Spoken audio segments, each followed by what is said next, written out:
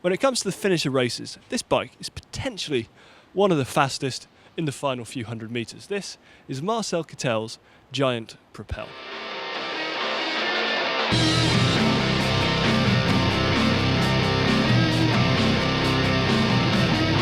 The Giant Propel frame and fork is clearly an aerodynamic setup, but when you think about the power that a rider like Kittel is capable of putting out, and I'd hazard a guess at say 1800 to even 2000 watts in the finish, it's also got to be able to cope with a lot of power. It's got to be really, really strong. So, bottom bracket area is beefed up for extra stiffness. Any flex there means that Kittel loses speed, loses power going forward.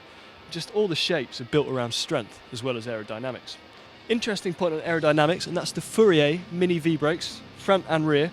The front brake is nestled in here behind the fork, and that's to stop any kind of air disruption or turbulence that having the brake in front of the fork generates. Again, an aero thing when absolute speed is Kittel's pursuit. Kittel's pursuit of speed is also shown by his wheel choice. Dura-Ace C75 tubular wheel at the back, Dura-Ace C50 tubular wheel at the front.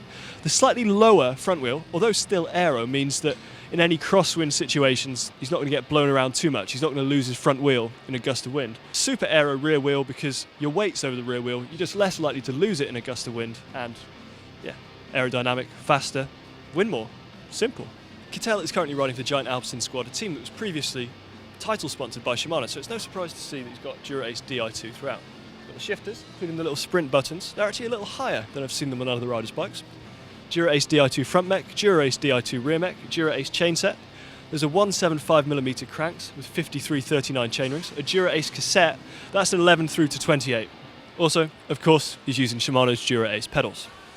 Moving on from the drivetrain, let's take a look at the finishing kit. Now, the team are really heavily supported by Shimano, so it's no surprise to see Shimano's subsidiary brand, Pro, providing most of this. It's got the Pro Turnix saddle, carbon fibre rails, doesn't need a seat post, it's integrated into the frame, Pro Vibe stem, which is slammed. There's not a spacer in sight there, really low, and Pro Vibe handlebars. So the Pro Vibe stem and handlebars are actually, they're not too beefy. Some sprinters, like Peter Sagan, go for far stronger components than their teammates, just presumably when they're really gripping on the handlebars, gives them that a little bit of extra help. Kittel isn't one of those riders, so yeah, standard kit can cope with one of the most powerful riders in the peloton.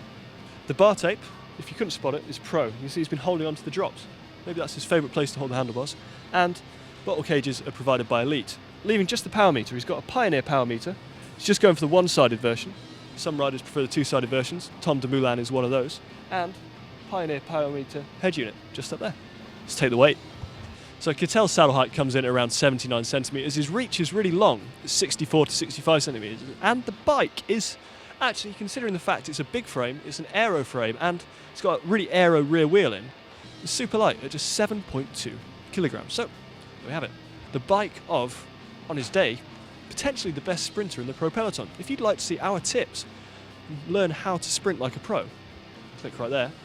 To see some more pro bike videos, click down there to check out our full playlist. And finally, if you want to subscribe to GCN, find out whenever we release a new video, just click on me and like the video and share it. Cool.